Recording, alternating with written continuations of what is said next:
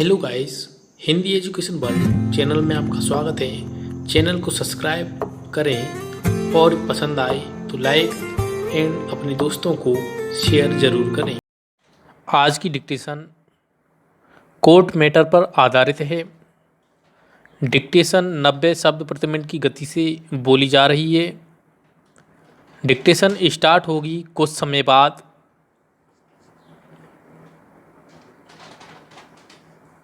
Start.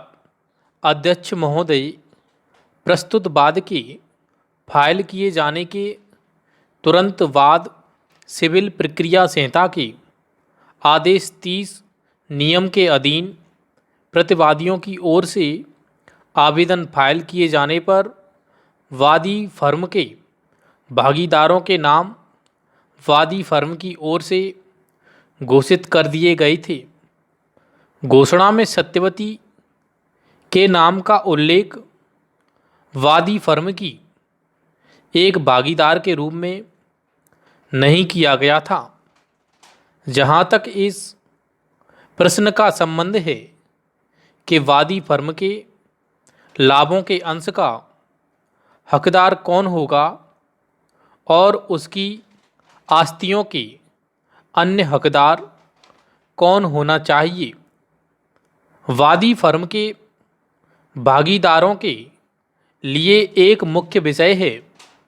इस मामले के तथ्यों से यह प्रकट होता है कि वादी फर्म के भागीदारों के लिए एक मुख्य विषय है।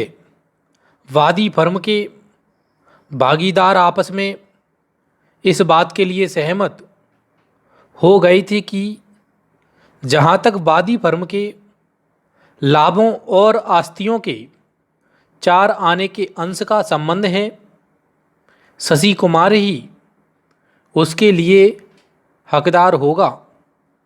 इस बात को भी आयकर प्राधिकारियों को किए गए फर्म के राष्ट्रीयकरण के संबंध में आवेदनों में सत्यवती के द्वारा स्वीकार कर लिया गया था।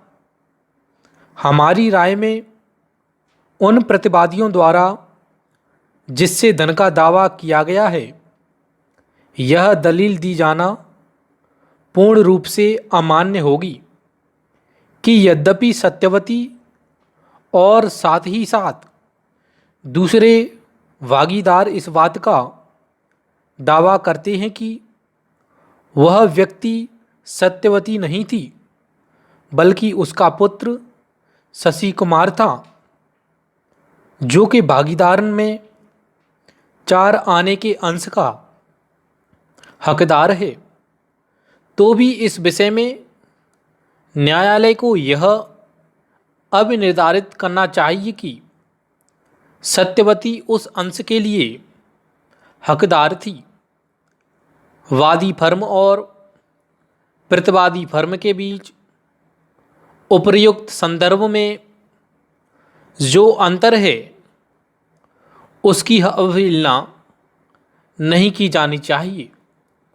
जहां तक प्रतिवादी फर्म का जिसके विरुद्ध धन की वसूली के लिए वाद फाइल किया गया था, संबंध में वादी इस बात के लिए स्वतंत्र होगा कि वह उस व्यक्ति के तथा प्रतिवादी फर्म के अन्य भागीदारों के द्वारा इनकार किए जाने के तथ्य के बावजूद भी यह साबित करे कि कोई व्यक्ति प्रतिवादी फर्म का भागीदार है। पूर्णविराम पैरा।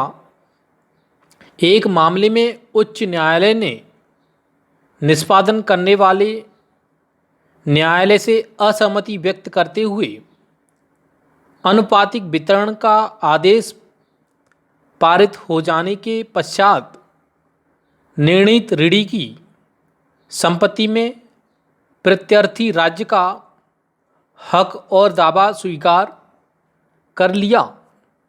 उच्च न्यायालय के निर्णय से व्यथित होकर अपीलार्थी कंपनी ने उच्चतम न्यायालय में अपील फाइल की।